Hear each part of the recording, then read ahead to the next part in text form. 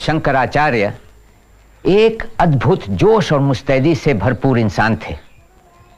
उनमें एक अजीब मिश्रण था, दार्शनिक और पंडित का, आस्तिक और रहस्यवादी का, कवि और संत का।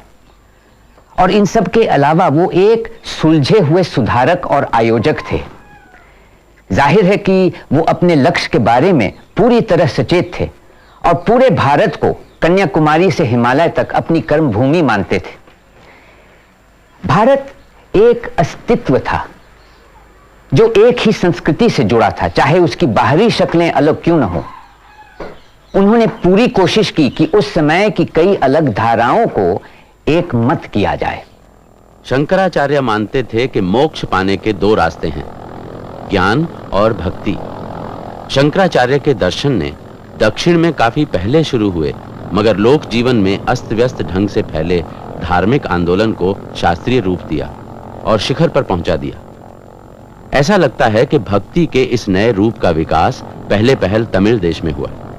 तमिल देवता मुरुगन को समर्पित पत्तुपाट्टू अर्थात 10 कविताएं नाम के एक मशहूर काव्य संकलन में भक्ति के नए रूप का इजहार दिखाई देता है। बसवण्णा का आंदोलन फैलता रहा। बड़ी तादाद में शूद्र इस संप्रदाय में शामिल हुए, जिसकी वजह से उन्हें सामाजिक सम्मान मिला। बाद में तो बहुत से शासकों ने भी वीरशैव धर्म स्वीकार कर लिया। आज दक्षिण में वीरशैव लिंगायत एक बड़े धर्म संप्रदाय के रूप में माना जाता है। 13वीं सदी के अंत में कन्नडा की पड़ोसी भाषा मराठी भक्ति साहित्य का माध्यम बनी। ज्ञानेश्वर मराठी भाषा के पहले भक्ति कवि माने जाते हैं। उन्होंने भगवत गीता को मराठी में लिखा। उत्तर में मौर्यों का निजाम खत्म होने पर 1000 साल या उससे भी ज्यादा समय तक दक्षिण भारत में बड़ी बड़ी रियासतें कायम हुई और फली फूली। लगातार हमलों से तबाह कितने ही लोग उत्तर से भागकर ठिकाना पाने दक्षिण की इन रियासतों की ओर आए। इन रियासतों की ताकत बढ़ रही थी, उनके दरबारों में बड़ी शान और शौकत थी। अब जरूर ही ऐसे माहौल में उत्तर से आने वालों को कला, साहित्य और दस्तकारी में प्रतिभा दिखाने के काफी मौके मिले होंगे। इस तरह तहजीब और सियासत दोनों में दक्षिण का रुतबा काफी बढ़ा। अमन का वातावरण दक्षिण में भी नहीं था। कभी तो पल्लवों और पांड्यों के बीच आपस में युद्ध छिड़ जाता, कभी पड़ोस के दक्कन राज्यों के साथ। लेकिन ऐसे वातावरण में भी तमिल प्रदेश में संस्कृति का तेजी से विकास होता चला गया, खासकर पल्लवों के राज में। महेंद्र वर्मन ने ही सबसे पहले ठोस चट्टानों को तराशकर वैदिक मंदिर बनवाए। मंदिर बनाने की यह कला महेंद्र वर्मन ने बौद्ध और जैनियों से ली थी। जैसे जैसे भक्ति का प्रभाव बढ़ता गया, ये मंदिर संस्कृति के केंद्र बन गए। मंदिर ही वो माध्यम बना जिससे पल्लव समाज को एक सूत्र में बांधकर रखा जा सकता था। एक ऐसे समाज को जिसमें जैन या बौद्ध धर्म त्याग कर आने वाले व्यापारी और शिल्पकार भी थे, और वो शूद्र खेतीहर भी जिन्हें उससे पहले कभी भी वैदिक बलि अनुष्ठानों में शामिल नहीं किया गया था। पहले के राजा अपने पद को धर्म सम्मत बनाने के लिए वैदिक संस्कार अपनाया करते थे। पल्लव राजाओं ने इस उद्देश्य को पूरा करने के लिए मंदिर बनवाए। मंदिर बने तो ब्राह्मणों की जरूरत हुई। ब्राह्मणों को जीविका चलाने के लिए राजा से दान में जमीन मिलने लगी, जिसे ब्रह्मदेव कहते थे। साथ ही साथ हर एक मंदिर के पास अपनी अलग जमीन थी ही। यानी ग्रामीण इलाकों में किसानों के अलावा मंदिर और ब्राह्मण भी जमीन के मालिक बन गए। लेकिन किसानों का गांव हो या ब्राह्मणों का ब्रह्मदेव, खेती का काम और पैदावार का बंटवारा ग्राम सभा ही किया करती। ग्राम सभा को ब्राह्मणों के गांव में सभा और किसानों के गांव में उर कहते थे। सभा और उर उस समय से लेकर चोल राजाओं के पतन तक गांव में काफी असरदार बने रहे। जो लोग व्यापार में लगे थे उनकी अपनी सभा थी, नागरम। लेकिन समाज में व्यापारियों को किसानों से कोई अलग दर्जा नहीं मिला हुआ था, क्योंकि वास्तव में वो किसान ही थे जो अब व्यापारी बन रहे थे। व्यापारियों का पुराना समूह भी था जिसे 500 व्यापारियों का दल कहते थे। ये दल कीमती चीजों का व्यापार करता था और काफी संपन्न था। इस दल ने कई मंदिर बनवाए और अपने बारे में शिलालेख तैयार कराए। पल्लव और आगे चलकर चोल राजाओं ने व्यापार को बढ़ावा देने के लिए जल सेना तैयार की। ये सेना बाद में कंबोज, चंपा, श्रीविजय और दूसरे राज्यों की स्थापना में भी काम आई। फिर चोल वंश का निजाम फैलने लगा और 9वीं सदी के बीच के दौर तक आते आते दक्षिण हिंदुस्तान की सियासत पर उसका पूरा कब्जा हो गया। और भी इलाका जीतने के इरादे से चोल उत्तर में भी बढ़े, जहां अचानक उन्हें राष्ट्रकूटों ने शिकस्त दे दी। लेकिन फिर तुरंत बाद ही चोल सम्राट राजा राजा ने फतेह हासिल कर ली। ये वो दौर था जब उत्तर में तुर्क हमला किए जा रहे थे, मगर राजा राजा अपने सियासती मंसूबों को पूरा करने ऐसे बढ़ रहा था मानो उसे इन हमलों की कोई परवाह नहीं थी। दरअसल उत्तर में जो कुछ हो रहा था उससे राजा राजा को सचमुच कोई फर्क नहीं पड़ता था। उसने बढ़कर लंका को जीत लिया। लंका में चोल हुकूमत 70 सालों तक कायम रही। राजा राजा का बेटा राजेंद्र अपने बाप की तरह ही जंगी और हमलावर मिजाज का था। उसने श्री विजय राज्य को शिकस्त देने के लिए अपने जंगी हाथियों को जहाजों पर चढ़ाकर हमला बोला और विजय पाई।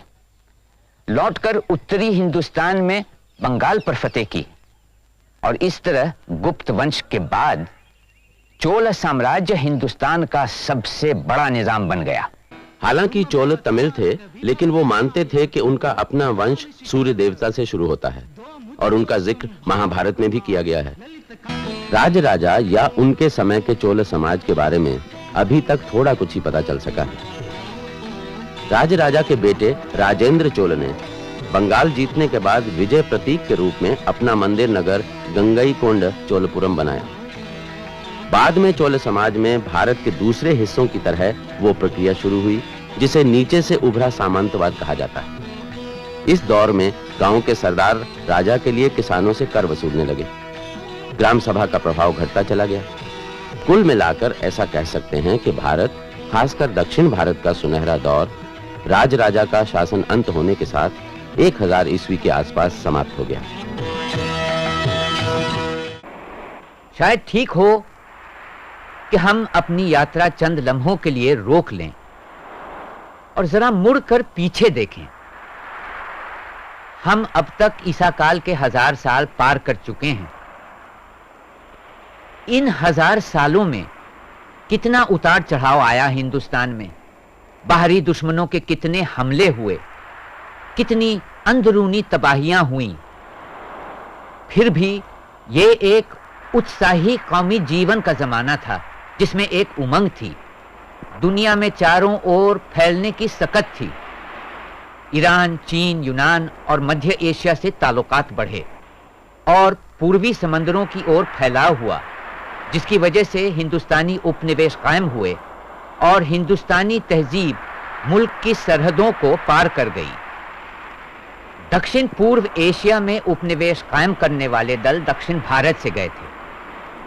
उत्तर और दक्षिण दोनों मिलकर जिंदगी के इस साहस भरे सफर पर निकले और एक दूसरे की ताकत और हौसला बढ़ाते रहे। 648 ईस्वी में राजा हर्ष की मौत हुई। हर्ष की जिंदगी में ही मुल्क की उत्तर पश्चिमी सरहद पर बलूचिस्तान में एक छोटा सा बादल मंडराने लगा था। ये बादल पश्चिमी एशिया, उत्तरी अफ्रीका और दक्षिणी यूरोप पर छाई हुई आंधी की खबर लाया था। अरब से एक नया पैगंबर निकला था जिसका नाम था मोहम्मद और जिसका मजहब इस्लाम। इस नए मजहब से अरबों में गजब का जोश आ गया था और वो घोड़े दौड़ाते हुए इलाकों के बाद इलाके जीत रहे थे। हर्ष के जमाने में ही अरब बलूचिस्तान आ पहुंचे और उन्होंने सिंध पर कब्जा कर लिया था। इसके आगे अरब हिंदुस्तान में नहीं बढ़ पाए और कई सौ साल तक उनके हिंदुस्तानी राजाओं से ताल्लुकात बेहद दोस्ताना रहे। राष्ट्रकूटों के साथ अरबों की खास दोस्ती थी। बहुत से अरब भारत के पश्चिमी तट पर बस गए और उन्होंने अपनी अपनी बस्तियों में मस्जिदें भी खड़ी की। वो मजहब का प्रचार भी करते और कभी कभार कुछ लोगों का मजहब तब्दील करने में कामयाब हो जाते। इसका जनता या सरकार की तरफ से कोई विरोध नहीं हुआ, क्योंकि हिंदुस्तान की पुरानी परंपरा थी कि हर रिवायत और मत का सम्मान किया जाए। इस तरह एक सियासी ताकत की शक्ल लेने से सदियों पहले इस्लाम हिंदुस्तान में एक मजहब के रूप में आ चुका था। 11वीं सदी में जब इस्लाम हमलावर बनकर भारत आया, तभी सहनशीलता की जगह संघर्ष और नफरत ने ले ली। ये हमला अरबों का नहीं, बल्कि उन चंद मध्य एशियाई कबीलों का काम था जो मजहब तब्दील करके मुसलमान बन गए थे। हाथ में तलवार लिए आग और कत्ल गारत फैलाने जो हिंदुस्तान आया, वो गजनी का सुल्तान महमूद था। महमूद हर साल हिंदुस्तान पर धावा बोलता, लूटता, मार काट मचाता और अपने साथ ढेर सारी दौलत और कैदी ले जाता। वो चाहता था कि गजनी शहर मध्य और पश्चिमी एशिया के मशहूर शहरों की बराबरी कर सके। इसलिए वो हिंदुस्तान से बड़ी तादाद में दस्तकार और कुशल शिल्पकार भी ले गया। 1030 ईस्वी में महमूद की मौत हुई। उसके मरने के 160 साल बाद तक हिंदुस्तान पर तुर्कों का कोई हमला नहीं हुआ, ना ही तुर्की हुकूमत पंजाब के आगे बढ़ा। फिर एक अफगान शहाबुद्दीन गोरी ने गजनी को जीतकर गजनवी निजाम को खत्म कर दिया। गोरी पहले लाहौर फिर दिल्ली आया, लेकिन दिल्ली के राजा पृथ्वीराज चौहान के हाथों वो बुरी तरह हार गया। गोरी वापस अफगानिस्तान चला गया और अगले साल बड़ी फौज लेकर आया। इस बार उसकी जीत हुई और वो दिल्ली की गद्दी पर बैठा। पृथ्वीराज आज भी अवाम में एक मशहूर शख्सियत हैं और उनके बारे में कई किस्से हैं। उत्तर भारत के सामंती वर्ग के लिए तुर्की हमले एक प्रलय बनकर आए। अपने दुख और जिल्लत को कविता के माध्यम से मिटाकर ही वो अपना गम गलत कर पाए। वीर गाथाओं में हालात को बहुत दुखद बनाकर पेश नहीं किया जा सकता था। जैसे कि पृथ्वीराज रासों में दिखाया गया है कि पृथ्वीराज ने अपनी पराजय का बदला लिया और एक शानदार मौत मरे, जबकि असलियत ये थी कि उन्हें मैदान जंग में हराकर मारा गया। पृथ्वीराज को हराने वाले शहाबुद्दीन के बाद दिल्ली में गुलाम वंश के बादशाहों का सिलसिला शुरू हुआ। सबसे पहला गुलाम बादशाह कुतुबुद्दीन हुआ, जिसने कुतुब मीनार बनवाना शुरू किया। गुलाम बादशाह बड़े खूंखार थे और इमारतों, कुतुब खानों को बर्बाद करने और ज्यादा से ज्यादा इलाका हासिल करने में यकीन करते थे। ये बादशाह हिंदुओं के साथ ऐसा सलूक कोई मजहब के आधार पर नहीं कर रहे थे, बल्कि एक विजेता की तरह जो हारी हुई कौम का हौसला पस्त कर देना चाहता है। गुलाम बादशाह तामीर के बड़े शौकीन थे और अपनी इमारतें, मंदिर वगैरह तोड़ ताड़ के बना लेते थे। उनके राजमिस्त्री ज्यादातर हिंदुस्तानी ही होते थे, लेकिन उन पर मुसलमानों के लाए तरीकों और तकनीक का भी असर हुआ।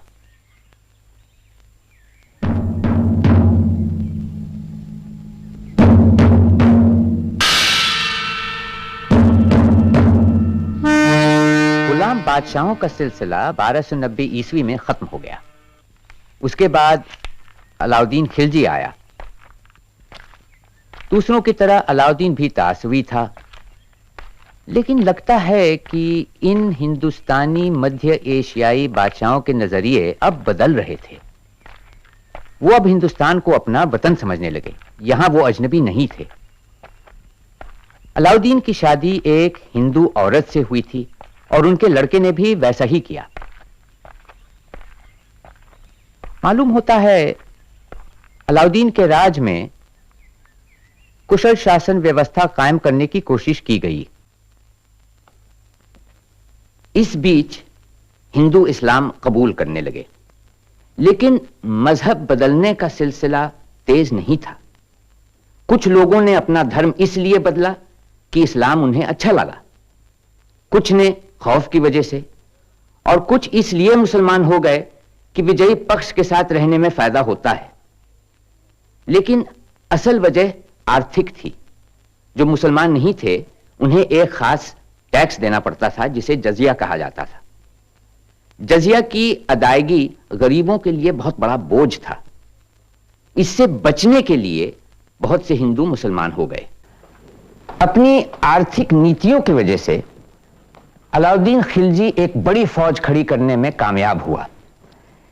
इस फौज की मदद से उसने गुजरात और दक्षिण भारत के बहुत बड़े हिस्से को जीत लिया। उसका सिपह सालार मलिक काफूर दक्षिण से बेशुमार दौलत बटोर कर लाया कहते हैं कि 50,000 मन सोना, ढेरों मोती और जवाहरात, 20,000 घोड़े और 312 हाथी इस लूट में शामिल थे।